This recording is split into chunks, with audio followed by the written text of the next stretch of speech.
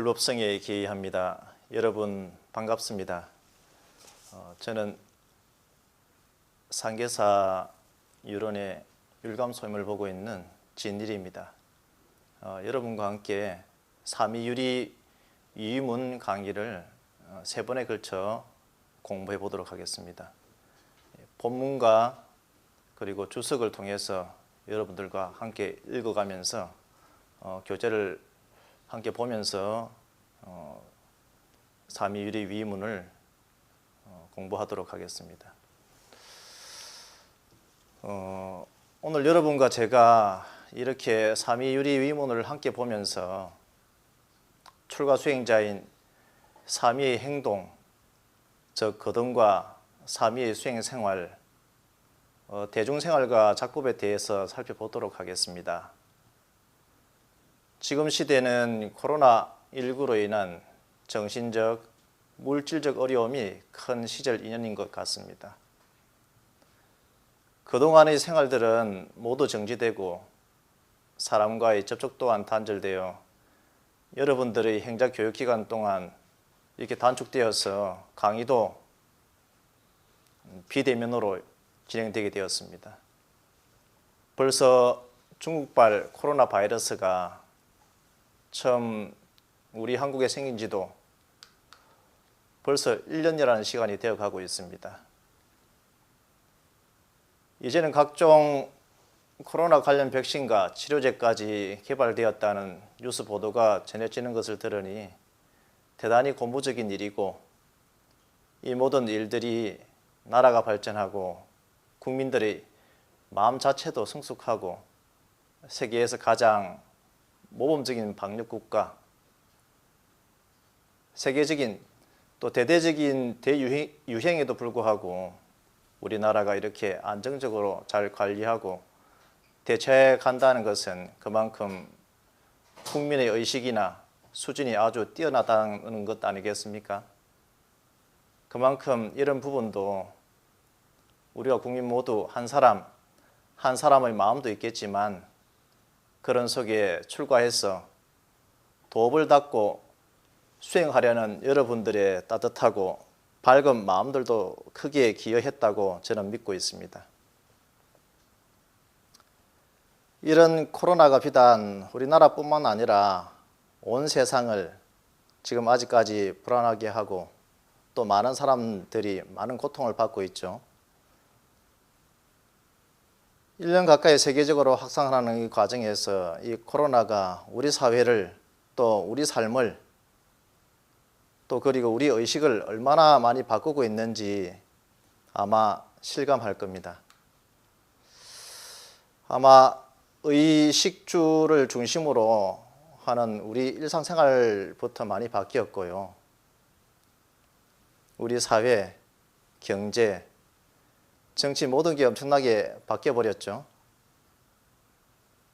사회적 거리두기라는 이름하에 모임도 가질 수가 없고 가족끼리도 집안에서도 이런 어떤 때는 마스크를 써야 되거나 밖에 나가 사람들과 마주하며 일용품을 구매하기도 쉽지 않고 인터넷으로 구매하거나 모임도 사람 만남도 인간은 사회적 동물이라는데 대화와 만남이라든지 협동을 통해서 사회를 꾸려나가야 되는데 그것이 불가능하게 되어버렸지 않습니까?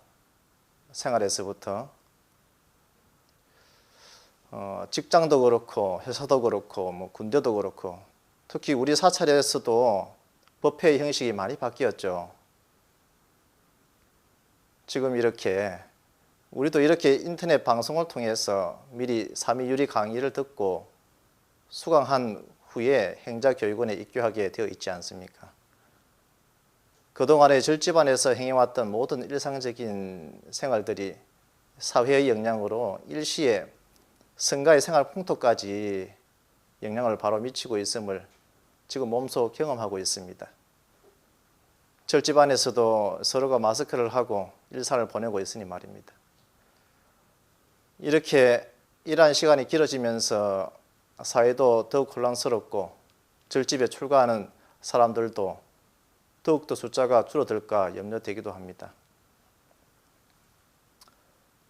지금 상황으로 보면은 우리는 단순히 일시적으로 지나가는 어려움과 새로운 환경, 새로운 삶의 질의 문제뿐만 아니라 우리들의 인생관, 세계관 등 우리가 전체적으로 재조정하는 시기가 다가왔다고 합니다.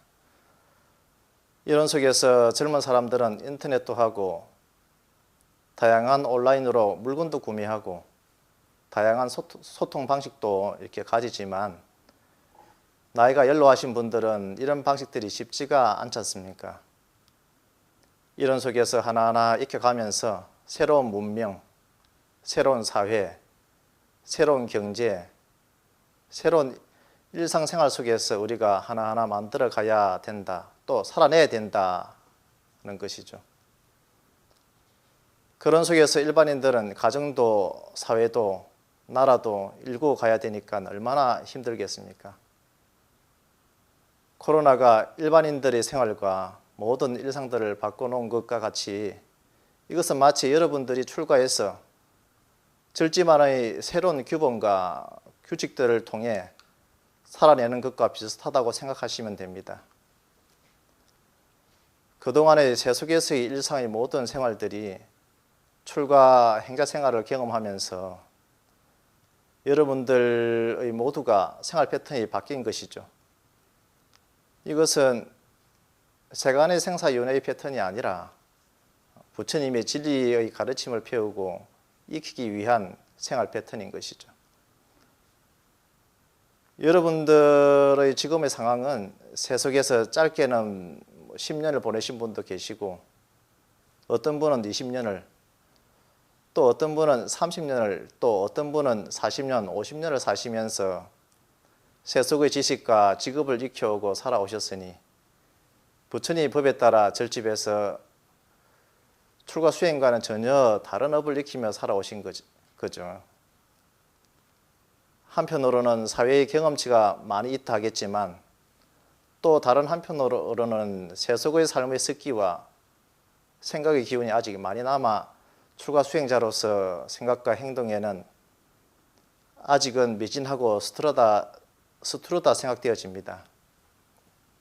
저도 여러분들과 똑같은 삶을 살다 출가한 사람이니 어찌 여러분들의 마음을 모를 수가 있겠습니까? 저도 출가해서 행자 생활을 1년 넘게 하고 대종속에 들어가 사미로서 강원에서 익혀야 할 각종 가르침을 배우고 익히며 인욕의 시간들을 지내왔습니다. 제가 출가했을 때만 해도 출가하신 분들이 많았는데 지금은 그 숫자가 확연히 줄어들었네요. 제가 강원에 예전에는 성가대학이라고 하지 않고 강원이라 했거든요. 지금처럼 공부 과목이 많지는 않았고 학년도 1학년, 2학년, 3학년, 4학년 이렇게 칭하지 않고 1학년은 치문반, 그리고 2학년은 사집반, 3학년은 사교반, 또 4학년은 대교반 이렇게 학년을 나누어서 1년씩 4년을 이제 수학했죠. 그때는 대중도 아주 많았습니다. 한 반에 작게는 20명에서 30명이 넘었으니 숫자를 다 합치면은 120명이 넘을 때도 있었으니 말입니다. 숫자가 많으니 대중에서 여러 가지 일들도 일어나고 힘들기도 하지만 때로는 도반들이 많아 즐거움을 함께하는 시절도 있었는데 벌써 20년을 훌쩍 지났으니 무상이 신속하기는 합니다. 코로나가 아니면은 여러분들과 행자교육원에서 편안하게 예담도 나누고 또 이 강의를 진행할 수 있을 텐데 이 익숙하지 않은 영상 강의를 하다 보니 이 강의가 다소 딱딱하고 지루해질 수 있을 텐데 그 점 숙지해 주시기를 부탁드려야겠습니다. 삼위유리 계율문은 이미 앞서 여러분들이 동화사 이론장이신 석상스님의 강의를 통해 공부하셨지요. 저는 여러분들과 함께 이 삼위가 익혀야 할 위의문을 함께 읽으면서 내용을 살펴보도록 하겠습니다. 우선 삼위유리 이 앞에서 공부하신 바와 같이 삼위유리의 저자는 운서주경 스님이시죠. 명나라 때 명말 스님이신데 1535년에 태어나셔서 1615년쯤에 해가지고 입적을 하셨습니다. 81살에 입적을 하셨고, 그 사이에 우리나라로 역사로 보면은 임진왜란이 이르고 1592년도에 있었으니까 그 사이를 살다 가신 분이죠. 좀 늦게 출가를 하셨는데 31살 때 출가를 하셨어요. 그때 당시에 시대적 배경은 명말이기 때문에 아주 사회가 혼란했습니다. 이 종교들도 여러 가지 종교들이 서로 겹쳐 있었고, 또 유교라든지 도교라든지 또 라마교까지 들어와서 이 라마교가 밀교와 이렇게 합쳐져서 여러 가지 폐해가 많았습니다. 그 중에서 이제 불교를 싫어하고 또 배척도 받기도 했고, 그 라마교와 그 밀교의 어떤 대표 풍조가 만연해져서 그 사회적으로 이 성가도 쾌락주의로 이렇게 흐르기도 했습니다. 이러한 쾌락주의에 반발하여서 이 명나라 말기에 이 대표적으로 이 운서주경 스님께서 전통적인 신앙과 어떤 사상의 회복을 통해서 그 자정 기능으로 계율을 아주 강조하고 엄수하던 시절입니다. 그래서 이 운서주경 스님께서는 계율의 중요성을 내세우면서 여러분들이 지금 보시는 삼위유리 요략을 지으신 거죠. 삼위유리에 대한 내용들은 보통 이 본문과 주석에서의 그 내용을 강조하고 있는 것은 인과응보에 대한 믿음과 또 계율을 실천을 또 중요시하였고, 또 인간적인 삶의 실현, 도덕적인 행위를 또 행위의 실천에 있다고 또 강조했습니다. 그 도덕적인 행위의 실천이라는 것은 다름 아닌 계율을 엄수하는 것이죠. 그래서 스님의 그 사상은 계율이 견고해야 선정과 지혜를 얻는다고 이렇게 강조하고 있습니다. 여러분들이 이 운서주경 스님의 저술이 있는데, 그 저술 중에 가장 좋은, 여러분들이 좀 가볍게 읽어볼 만한 책이 있는데, 그것이 이제 죽창수필이라고 있습니다. 여러분들 한 번씩 운서주경 스님의 죽창수필을 한번 읽어보시면 많은 도움이 될 겁니다. 또 여러분들 이 교재를 보시면 이 계율문에서는 먼저 출가하여 입문한 자가 5화 동안 계율을 전공하여서 마음의 자세를 굳건하게 한 뒤에 이 가르침인 교를 익히거나 참선도 이렇게 하도록 강조되고 있습니다. 이 무슨 말이냐면은 이 삼위식계를 받아서 이를 깨끗하게 지내야지만 비호계를 받을 수 있다는 얘기죠, 그죠? 이 삼위식계와 그리고 이 구성 요소가 삼위식계와 그 위품에서는 24가지로 구성되어 있는데, 이 식계는 앞에서 여러분들 다 공부를 하셨죠? 그래도 한번 식계와 삼위 위문 24조를 한번 제목을 한번 쭉 보도록 하겠습니다. 이 식계의 구성은 첫째는 살생하지 말라, 둘째는 도둑질하지 말라, 셋째는 음행하지 말라, 넷째는 거짓말하지 말라, 다섯째는 술을 마시지 말라, 여섯째는 꽃으로 몸을 장식하거나 향을 몸에 바르지 말라, 일곱째는 스스로 노래 부르거나 춤추지 말며 그런 일을 행하는 곳에 가서 보고 듣지도 말라, 여덟째는 높고 큰 의자나 침상을 사용하지 말라, 아홉째는 때 아닌 때 먹지 말라, 열 번째는 금이나 은, 보물 등을 가지지 말라. 이렇게 이제 10가지를 제시하고, 그 하나하나에 대해서 구체적인 설명과 그 예고사 등을 통한 해설을 삼위유리 계율문에서는 곁들이고 있죠. 그리고 또 위문에서는 총 24가지 사조로 구성되어져 있는데, 첫 번째는 대사문을 공경하는 법이 있고, 또 두 번째는 스승을 시봉하는 법이 있고, 또 세 번째는 스승을 따라 출입하는 법, 또 네 번째는 대중과 함께 생활하는 법, 또 다섯 번째는 대중과 함께 공양하는 법, 또 여섯 번째 예배하는 법, 일곱 번째 법문을 들을 때의 태도에 관한 것도 있고, 또 여덟 번째 경전을 배우는 법도 있고, 또 아홉 번째는 사찰에 들어가는 법도 있습니다. 그리고 열 번째는 선원에 들어가서 대중과 함께 생활하는 법도 가르치고, 11번째는 절에서 한 직책을 맡았을 때 행동하는 법도 있고, 12번째는 모욕하는 법, 13번째는 변소에 가는 법도 있고, 해우소죠, 그죠? 해우소에 가는 법.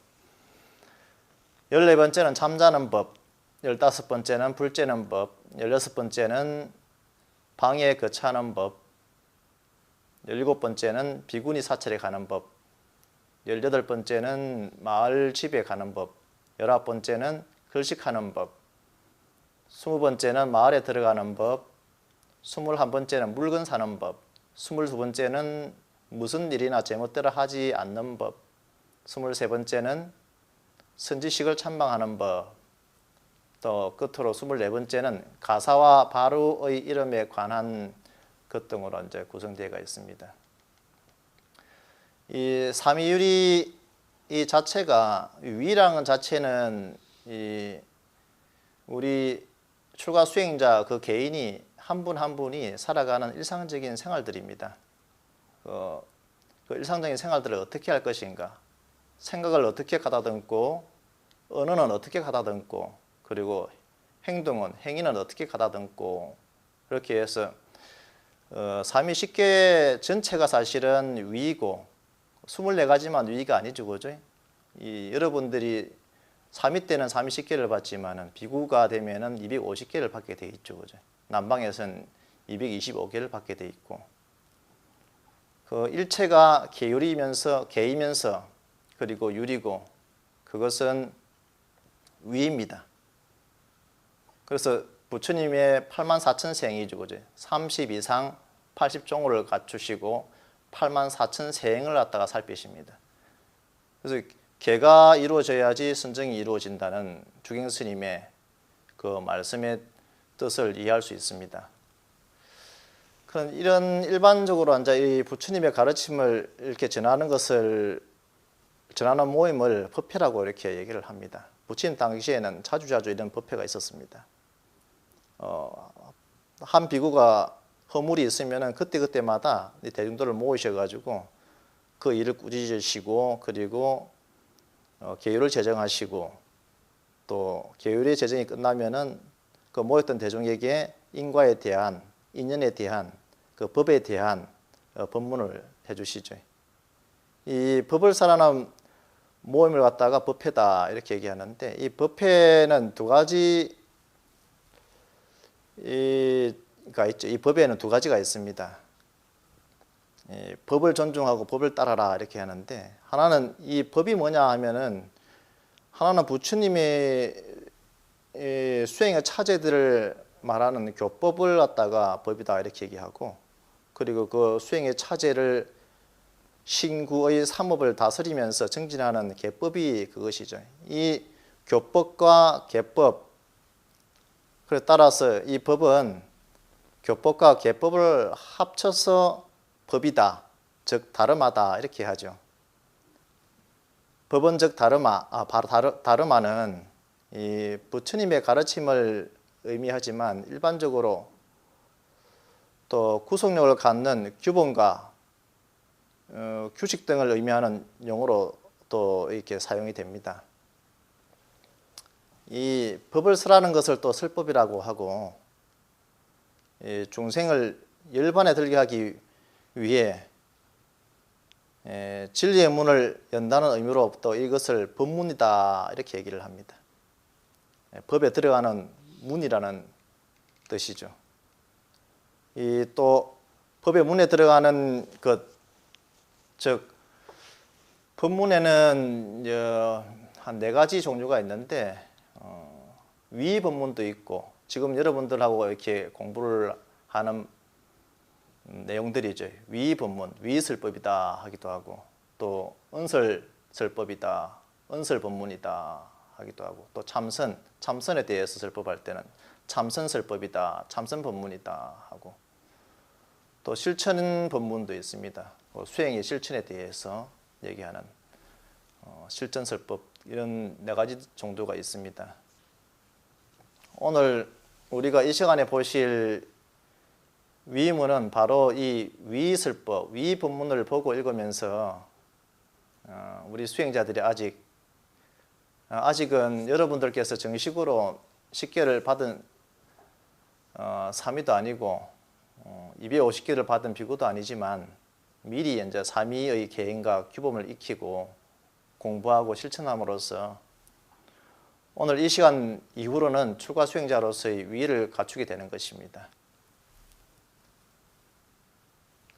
여러분들은 모두가 이 삼위의 계와 5계를 수지하셨죠? 아마 3기의 계와 5계를 수지하지 않으시고 출가하신 분도 계시리라 생각되어집니다. 부처님의 제자가 되기 위해서는 가장 중요한 것이 먼저 부처님께 기이한 일이고 두 번째는 스승이신 부처님의 가르침인 담마를 즉 법을 듣고 맹세하는 일이고 또 세 번째는 붓다와 붓다의 가르침을 실천 수행하는 모임인 성가에 기이하는 일입니다. 이것을 우리는 삼보에 기이한다라고 하는데 이 삼보라고 하는 것은 3가지 본물이라는 뜻이죠. 그런데 지금 우리 한국에서는 우리 불교에서는 3기를 부정하고 2기 즉 부처님과 부처님의 가르침에만 기이한다 하는 무리들도 있습니다. 이것은 아주 큰 무지이고 어리석음이 아닐 수 없습니다. 이 불법이라는 것 자체는 이 3가지 부처님의 가르침이 계시고 그리고 부처님이 계시고 부처님의 가르침이 계시고 그리고 부처님의 가르침을 믿고 따라 수행하는 성가가 있습니다. 이 성가의 구성 요소가 뭐냐면은 이 성가는 크게는 출가를 해서 깨달음을 이루는 것인데 부처님께서 계법을 통해서 성가를 만들어 놓으셨죠. 그래서 이 2기만 하고 3기를 하지 않는다는 그런 무지하고 어리석은 생각이 어디서 오냐면은 이 부처님의 가르침을 잘 알지 못해서 그렇습니다. 이 성가라는 자체는 이 성보에만 기이한다고 해서 깨닫지 못한 자한테는 기이하지 않는다 이렇게 얘기를 하는데 깨닫지 않은 자에게도 기이를 하는 것이죠. 그죠? 그것은 성가는 수다 사양사가로 이루어져 가지고 그분들께 기이만 하는 것이 아니고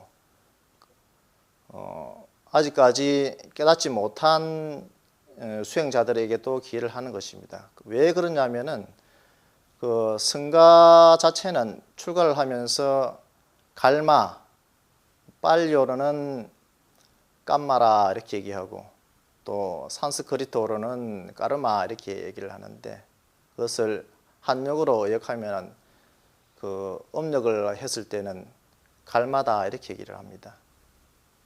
비우계를 받기 위해서 부처님께서 갈마를 하시죠. 그지? 초창기에는 부처님께서 직접 갈마를 하셨죠. 설례 비구여 이렇게 하면은 오셔가지고 그 오는 비구가 머리카락이 떨어지고 수염이 떨어지고 부처님의 제자가 되었습니다. 그 이후에는 성가가 이루어지고 난 이후에는 삼사와 칠정사를 이 10명의 대덕 스님들을 모시고 출가를 하게 되죠. 그래서 출가를 해서 그 출가를 하는 그 과정 자체가 이제 갈마입니다.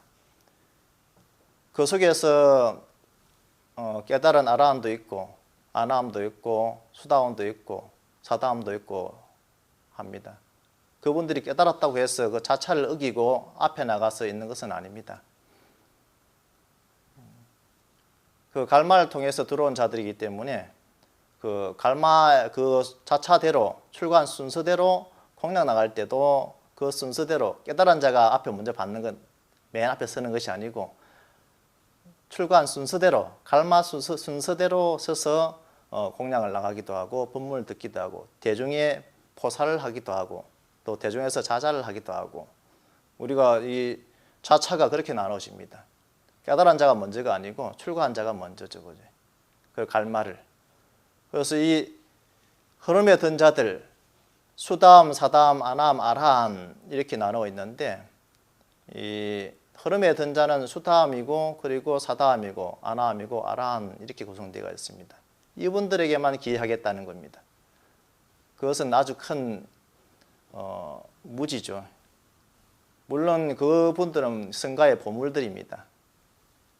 그렇지만은 그 성가는 아직까지 무학이 아니고 아라한이 돼야지 완전한 무학으로서 열반에 든 자들이고 그리고 수다함, 사다함, 아나함들은 아직까지 유학입니다. 그리고 범부 비구들도 유학이죠, 그죠? 그래서 이 견도와 수도로 나눌 수 있는데 수행의 방법 자체를 이 견도라는 것은 뭐냐면은 이 사승제를 안 자가 견도다 이렇게 얘기합니다. 사승제를 알고 사승제를 알았다는 것은 뭡니까? 그것은 견해가 바뀌었다는 것이죠, 그죠? 부처님께서 이 공양을 제가의 공양을 받으시고 난 다음에 법을 항상 이게 청해 법을 설법해 주십니다. 그러면은 그 제가 제자들이든지 외도들이 앉아서 그 법을 듣고 부처님께 기일을 하게 되는데 그때 그 기일을 하는 그 이유는 세간에서 생각했던 여러 가지 그런 일들에서 벗어나서 출세간의 일들을 알았다는 것이에요. 그것은 세간의 실상을 보고 그 실상이 고정되어 있고 고착화되어 있다 이렇게 생각하는데 그러한 집착심을 버리고 현상을 바로 알았다, 바로 본다, 바로 봤다 이렇게 알 수 있습니다. 현상을 봤다는 것이죠. 현상을 보는 자가 법을 보는 자이기 때문에 그렇습니다. 그 현상이라는 것은 생멸 현상이죠, 그죠? 고진멸도 이 사성제를 일러 주십니다. 부처님께서 사성제의 인과에 대해서 일러 주시고 인연에 대해서 일러 주시고 그랬을 때 이 제가자들이든지 그리고 외도든지 그런 분들이 부처님께 그 기심이 생깁니다. 그 견도 이 견도에 든 자를 아라한이라 하지 않고 그 수다원이다 이렇게 얘기를 하죠. 수다원 예료자가 되었다. 법안정을 얻었다 이렇게 표시를 합니다. 보통 이 경전이나 율장에서 보면은 부처님의 설법을 듣고 법안정을 얻었다 이런 표현들이 나오죠. 그때 법안정을 얻었다는 것 자체가 그 견해 자체가 수다원가에 들었다는 것이죠. 수다원가에 든 자의 그 특징이 뭐냐면은 그 네 가지가 구성되어 있죠. 그것은 부처님께 흔들림 없는 청정한 믿음을 또 내고 두 번째는 법에 대해 흔들림 없는 믿음을 내시고 그리고 세 번째가 성가에 흔들림 없는 청정한 믿음을 지닙니다. 그리고 이 성자들이 좋아하는 이 지계를 구족하죠. 이 네 가지가 구성되어 있을 때 수다원가를 정득하셨다 이렇게 얘기할 수 있습니다. 갈마를 통해서 들어온 비구들이죠, 그죠? 그러한 성가에다가 기회를 하는 겁니다. 이런 분들도 여러분들 한번 숙지하시고 지금 하는 것들이 모두 위에 들어가고 또 성가에 이 성가를 이해하는데 많은 도움이 됩니다. 이 삼보의 이해는 이 출가 수행의 기본입니다. 그래서 삼보에 기하는 것이 지계다. 그래서 삼기의 계라 이렇게 얘기하는 것이고 여러분들이 또 제가에서 받았던 5개를 지니고 또 좀 출가해서 삼위식계를 지니는 것 그것이 다 개고, 그렇게 하는 것이 위주고지. 그것을 얘기하면은 득승을 기른다 이런 뜻입니다. 서두가 너무 많이 길었습니다. 본문의 내용은 여러분들과 함께 이 본문을 읽으면서, 그리고 또 이 본문의 주석을 보면서 제가 강의하도록 하겠습니다. 여러분들 교재를 보시면은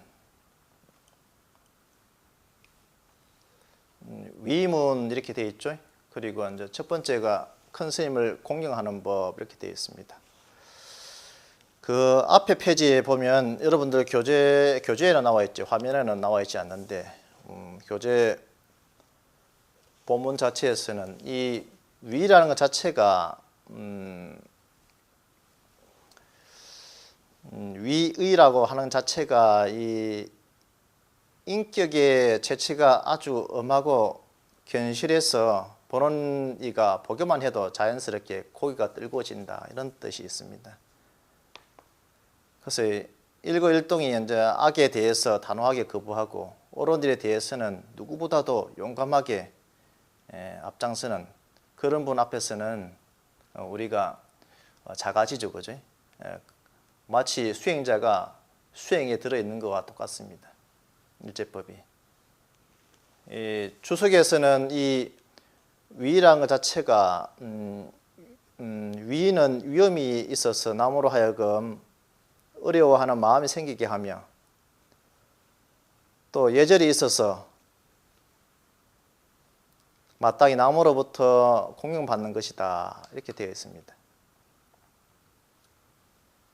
그리고 이 본문에서 보면 이 사미사민이가 구족계를 받을 때는 만 20살이 되어야 하고 또 사미의 위를 물어서 알지 못하면 구족계를 받지 못한다 이렇게 되어 있고 또 사미사민이가 위를 알지 못하면 위를 다시 배우고 안 뒤에 구족계를 받으러 오라 한다.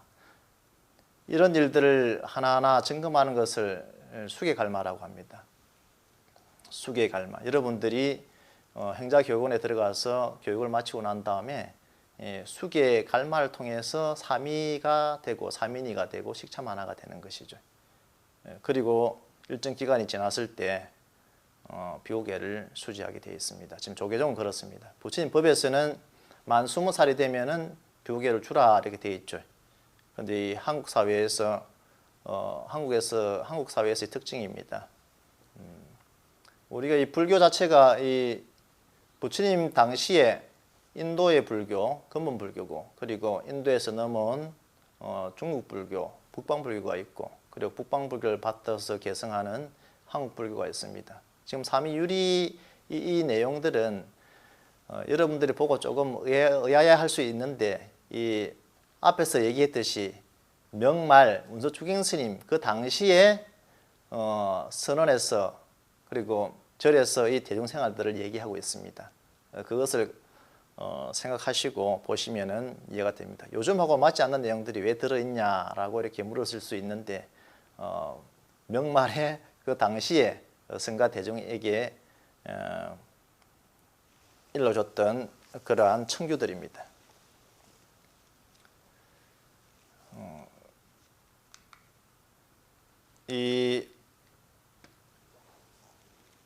이 주석의 내용에서 보면은 이 나이가 만 20살이 되어야 한다는 것은 장부는 능히 추운 고통을 참을 수가 있고 비구 비구니의 위의를 행할 수 있기 때문이다.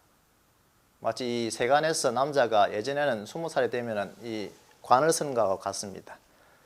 그래서 이 논에서는 이 구족계를 네 가지 뜻으로 말하고 있는데 첫 번째는 구족계를 받을 때는 수계의식이 예법하여 자격을 모두 갖춰야 되고 그리고 받은 250개가 모두 해범함이 없어야 되고 또 세 번째는 다른 사람의 마음을 보호해야 합니다.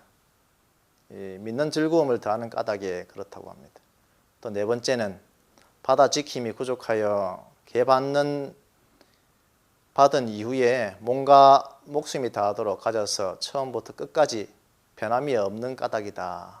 이렇게 해서 이 네 가지 이런 네 가지 뜻이 있는 까닭으로 구족이다 이렇게 얘기를 하고, 또 구족이라는 것 자체는 또 원만하다 그런 뜻입니다. 그래서 이러한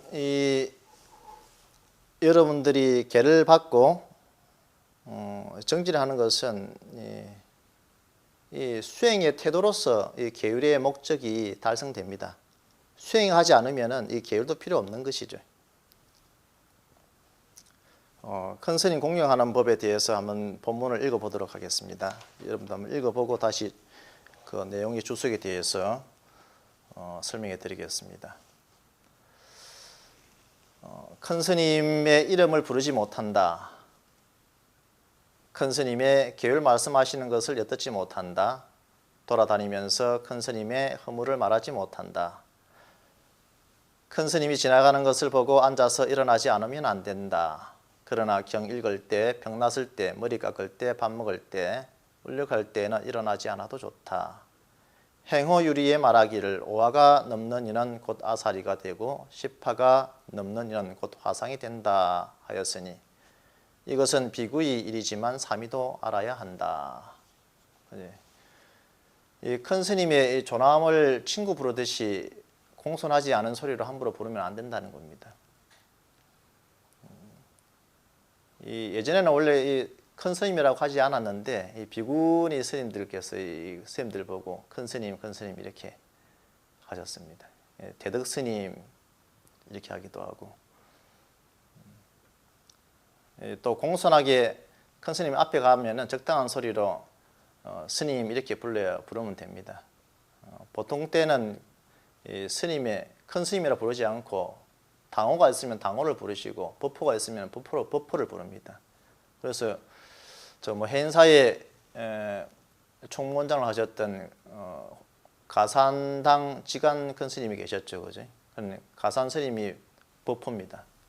그리고 또 당호도 되고, 큰 산에 또 계실 때는 또 가야산이 있죠, 그죠? 가야산을 줄여서 가산이다 이렇게 법호를 하셨는데, 꼭 부를 때는 당이라는 칭호를 넣어줘야 됩니다. 요즘은 당을 빼고 부르기도 하는데 가산당 지간 큰 스님 이렇게 부르는 거죠. 그래서 가산당 큰 스님 이렇게 불러도 됩니다.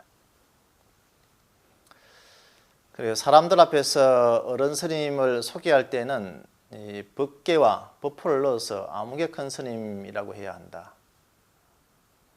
또 이 큰 스님이 포살할 때나 계율 말씀하시는 것을 엿들어서는 안 된다고 되어 있고, 또 만약에 사사로이 몰래 들으면 오역이나 도둑질과 같기 때문이다 라고 이렇게 주석에서는 설명하고 있습니다. 또 돌아다니면서 큰 스님 허물을 흉봐서도 안 된다.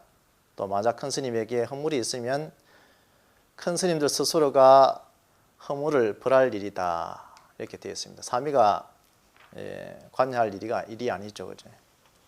이 사미사민이는 뒤에서 옳고 그런 걸 말해서도 안 됩니다. 주석의 논에서는 뭐라고 설명하냐면은 만약 소견을 향하여 비구의 제약을 말하면 사람으로 하여금 불법 중에 신심과 공경이 없어지게 되나니 차라리 탑을 파하고 불상을 무너뜨려 가히 외인을 향해서 비구의 허물과 잘못을 말하지 말며, 만약 죄가를 말하면은 곧 법신을 무너뜨리는 것이라고 했다라고 되어 있습니다. 그리고 또 이 큰 스님이 지나가시는 것을 보고 앉아 있으면 안 됩니다. 또 길에서 큰 스님을 또 마주쳤을 때는 재빨리 길 위에 있으면 아래로 내려와서 또 계단 위에 본인이 있고 또 큰 스님이 계단 밑에 계실 때는 내려와서 정중하게 예를 올려야 합니다. 또 일어나지 않아도 되는 때는 또 경 읽을 때라든지 사대가 치수아풍 사대가 고르지 않아서 몸에 중병이 걸렸을 때라든지 또 삭발할 때라든지 또 일체 모든 악을 끊기를 원하며 일체 모든 선을 닦기를 원하며 닦은 바 모든 선근을 중생하게 회양하여 다 함께 성불하기를 원할 때, 그렇게 이제 정진할 때죠. 그리고 또 공양할 때, 밥 먹을 때 일어나지 않아도 되고, 또 대종이 울력을 할 때라든지 개인이 또 사찰에 울력을 할 때 큰 스님 지나가시더라도 그 울력을 계속 진행하고 있습니다. 하면 됩니다. 근데 비구는 이제 성보다 이렇게 얘기하는데, 사미는 성보라 하지 않고 그냥 성수에 들어가는 것이죠. 출가 오중에는 들어갑니다. 비구, 비구니, 그리고 사미, 사미니, 그리고 식참하나 해서 이제 출가 오중이죠. 그래서 이 보통 우리가 지금은 이 성가에 제가도 성가다 이렇게 얘기하는데, 그것은 대승불교의 사상적인 측면에서, 교학적인 측면에서 발달해서 성가다 이렇게 하는데 성가가 아닙니다. 또 대중이라고 하지 않습니다. 출가 수행자만이 대중이라 이렇게 얘기를 합니다. 그죠?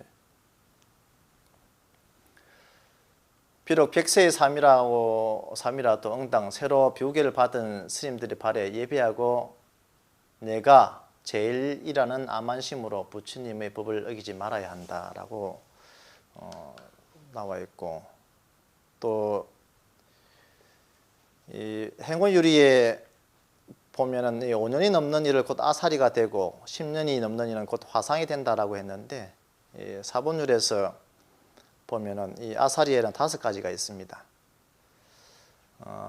첫째는 출가 아사리가 있고, 그리고 둘째는 수기 아사리가 있고, 셋째는 교수 아사리, 넷째는 수경 아사리, 다섯째는 의지 아사리라 되어 있는데, 이 출가 아사리는 이제 우리가 출가해서 의지하는 은사 스님을 얘기하는 것이죠. 출가 아사리다 이렇게.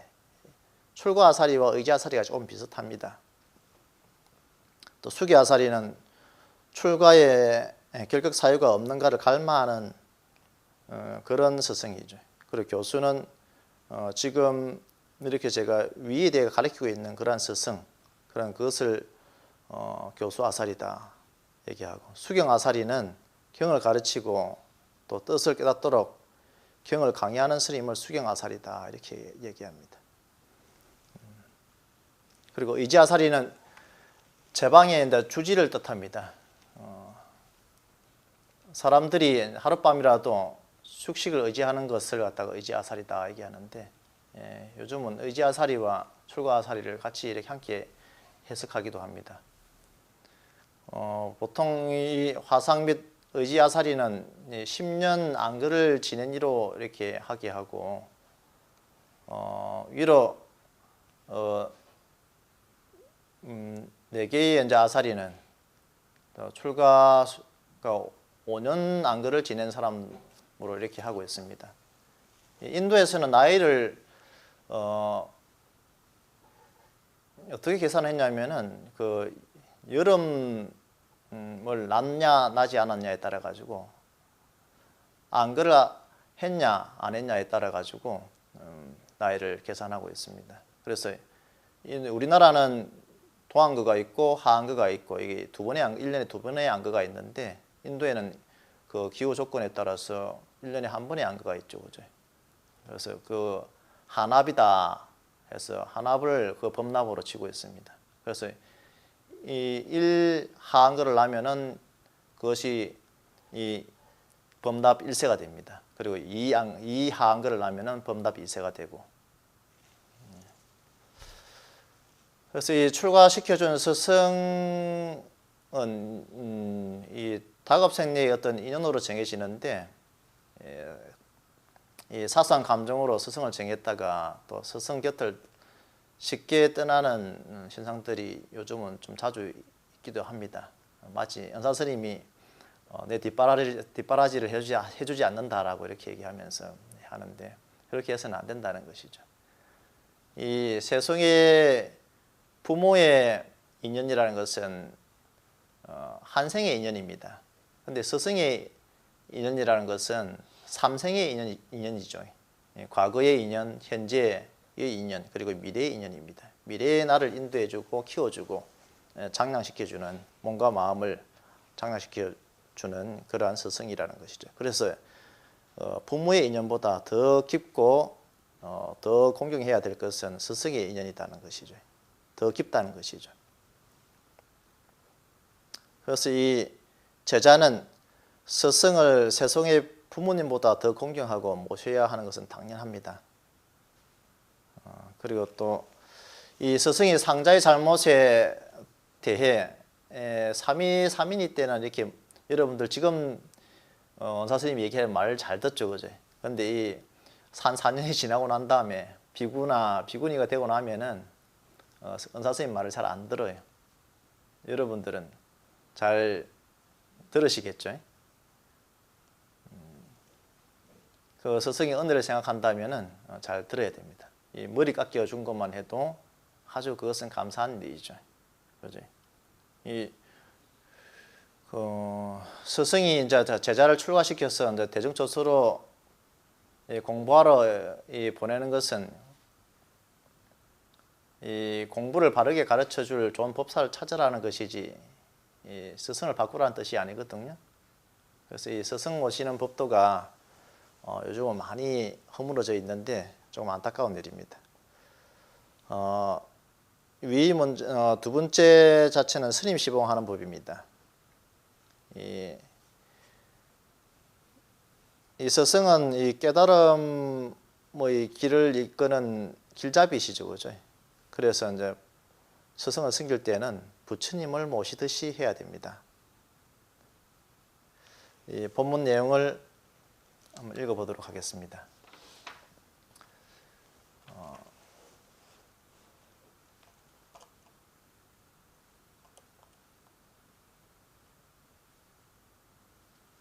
스님 시봉하는 법은 일찍 일어나야 한다. 방에 들어가려 할 때에는 먼저 손으로 3번 문을 두들겨야 한다. 더운 그릇을 비워오라 하면 침 뱉지 못하며 투덜거리지 못한다. 이렇게 쭉 스님께 예배할 때, 또 스님이 자선하거나 경행하시거나 밥 잡수실 때, 경말씀하실 때, 양치질 하실 때, 목욕하실 때, 누워 계실 때는 절하지 않는다. 이렇게 되어 있습니다. 네, 쭉 여러분들 한번 쭉 읽어보시고요.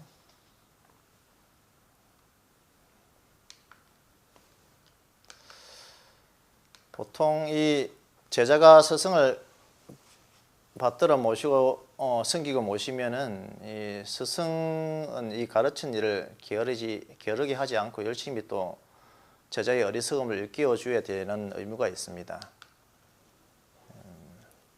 그래서 이 주석에는 이 율에 이르되 제자가 화상을 모시되 반드시 4가지 마음을 갖추어야 한다고 되어 있습니다. 첫째는 가까이 가고 사랑하는 것이요, 둘째는 공경하고 따르는 것이고, 또 셋째는 두려워하며 또 어렵게 여기는 것이고, 넷째는 존중하는 것이다 라고 되어 있습니다.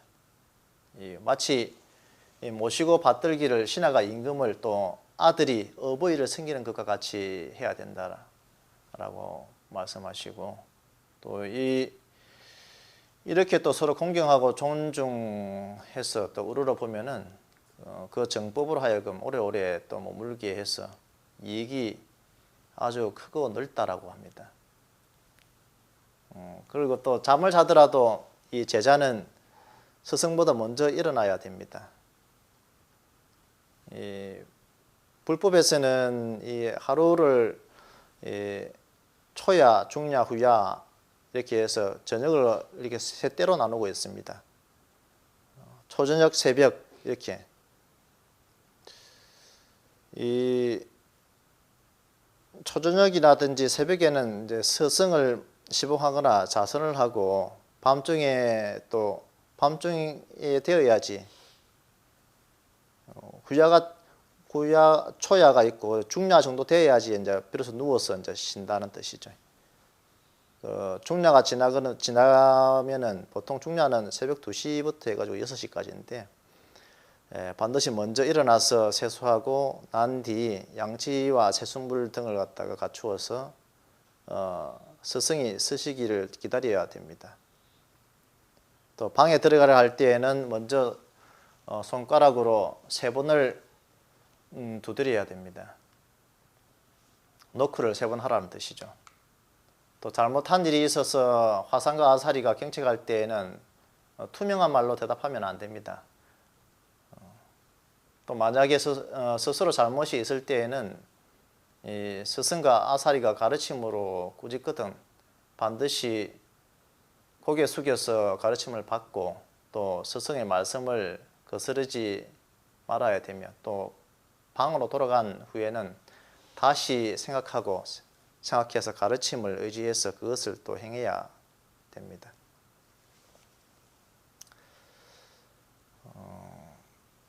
또 화상이나 아사리를 대하기를 또 부처님 대하듯 해야 되고 또 재불은 지난 과거요 또 미래는 아직 오지 않았기 때문에 현재의 부처님을 대신해서 설법하는 사람은 오직 화상뿐이다라고 이렇게 주석에서 설명을 하고 있고 또 요강이나 침 뱉는 그릇을 비워오라 하면 또 더럽다 침 뱉지 말고 두들 그릇도 또 안 됩니다.